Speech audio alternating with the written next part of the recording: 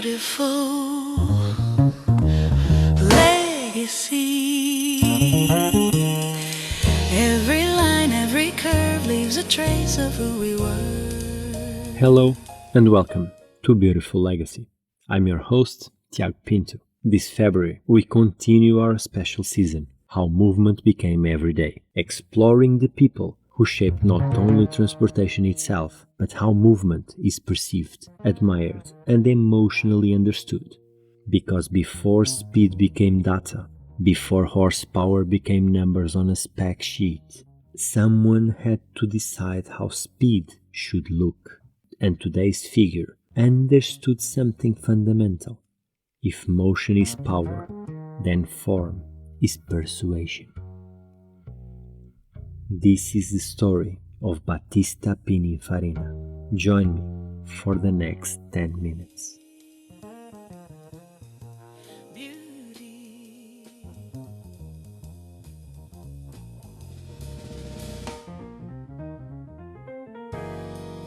At the beginning of the 20th century, cars were mechanical objects, functional, exposed, often awkward. Engineering dominated, design followed. Manufacturers focused on engines, reliability, endurance. Bodies were frequently commissioned from independent coach builders, crafted over chassis like garments over skeletons. There was elegance, yes, but there was little coherence between performance and visual identity. Then came Battista Farina, later known as Battista Pininfarina. Born in 1893 in Turin, Italy, he began in his brother's coach building company, but even early on, he sensed some tension. Automobiles were becoming faster, more refined, more technically advanced, yet their appearance did not fully express this transformation. Speed was increasing, but speed did not yet have a visual language. In 1930, he founded Carrozzeria Pininfarina. His ambition was not merely to build bodies for cars. It was to redefine proportion itself. He believed that aerodynamics was not only a technical constraint, it was an aesthetic opportunity.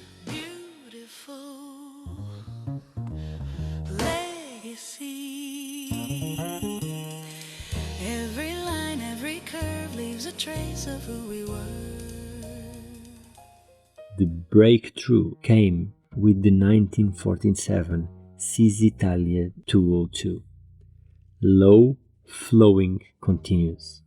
For the first time, a car's body was conceived as a single sculptural volume, rather than a collection of separate parts, fenders, hood, cabin, trunk, attached together.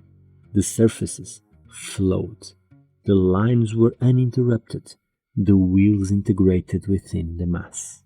It was so radical that the Cisitalia 202 was exhibited at the Museum of Modern Art in New York, not as a vehicle, as art.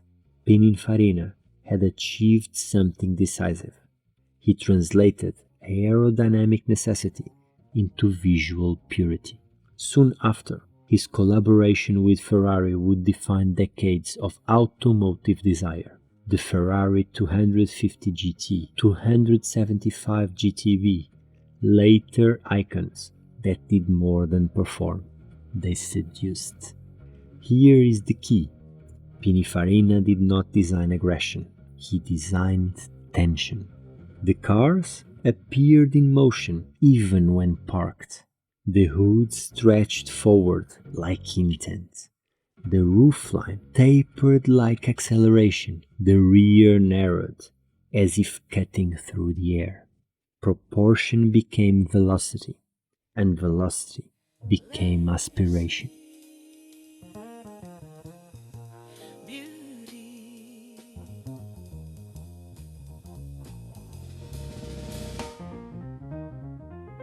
Post-war Europe was rebuilding, industry was modernizing, nations were redefining themselves.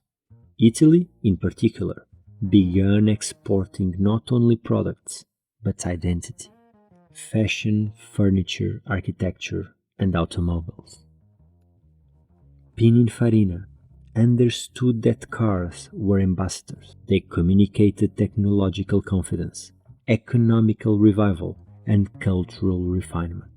And like purely functional design, his work balanced restraint with drama. Surfaces were clean, ornamentation was minimal. The line did all the talking.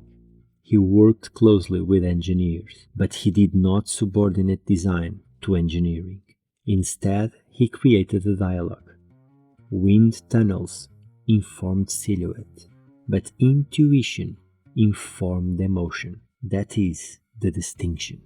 Pininfarina taught manufacturers that aerodynamics could be beautiful and that beauty could increase commercial value. A car that looked fast sold the idea of speed before the engine even started. Design was no longer decorative, it was strategic.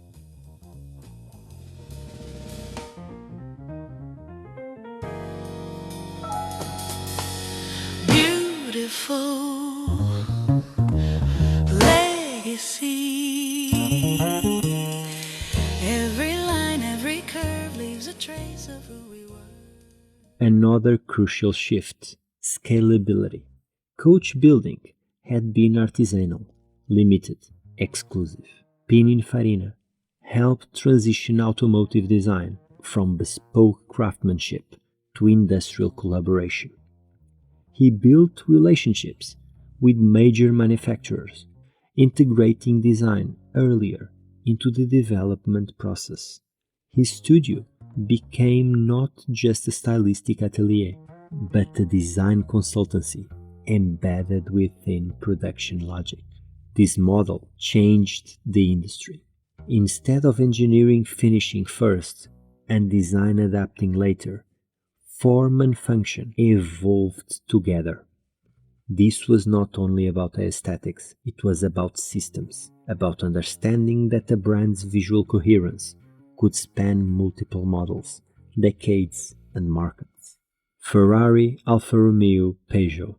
Across brands and countries, Pininfarina's signature was recognizable: elegance, intention. The world began associating speed with a specific silhouette. Low nose, long hood, cabin set back, clean side profile. These were not accidents, they were decisions, and they became archetypes.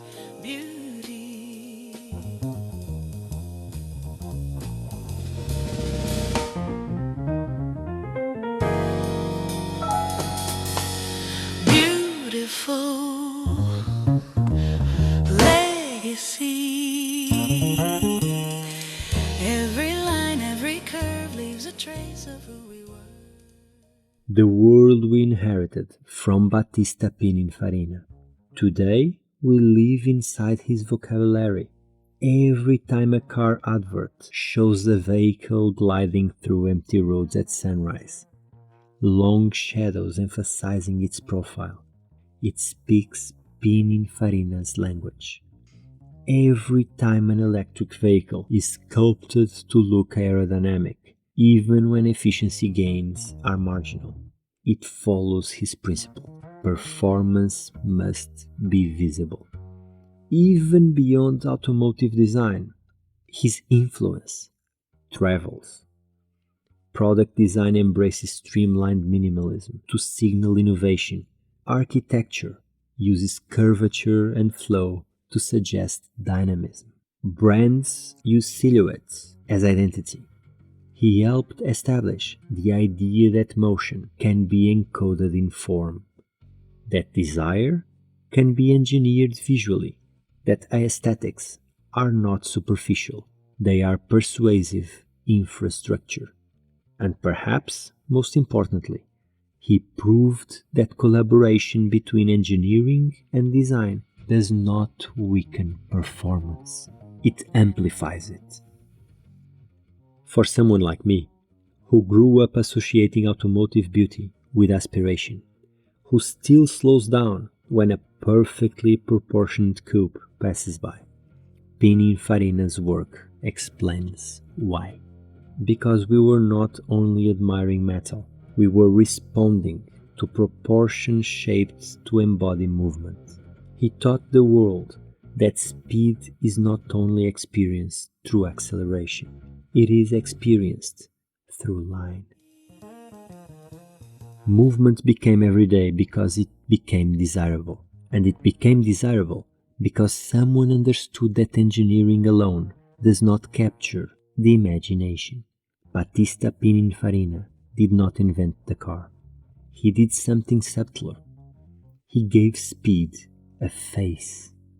He transformed airflow into elegance. He turned mechanical force into cultural longing. He showed us that motion, at its most beautiful form, is a feeling captured in steel. And that, truly, is a beautiful legacy. Beautiful legacy. Every line, every curve leaves a trace of who we were. You've been listening to Beautiful Legacy. Throughout this month, How Movement Became Everyday explores the figures who transformed transportation into culture. From rally champions to industrial visionaries, from concrete infrastructures to sculpted steel. In the coming episodes, we will continue uncovering the individuals who shaped not only how we move, but how movement feels. Follow the show and join me every Tuesday and Thursday. Until then, keep noticing the beauty people leave behind. Beautiful legacy. Every line, every curve leaves a trace of who we were. In the shape of a chair, in the light on a wall, someone's dream still stands tall. But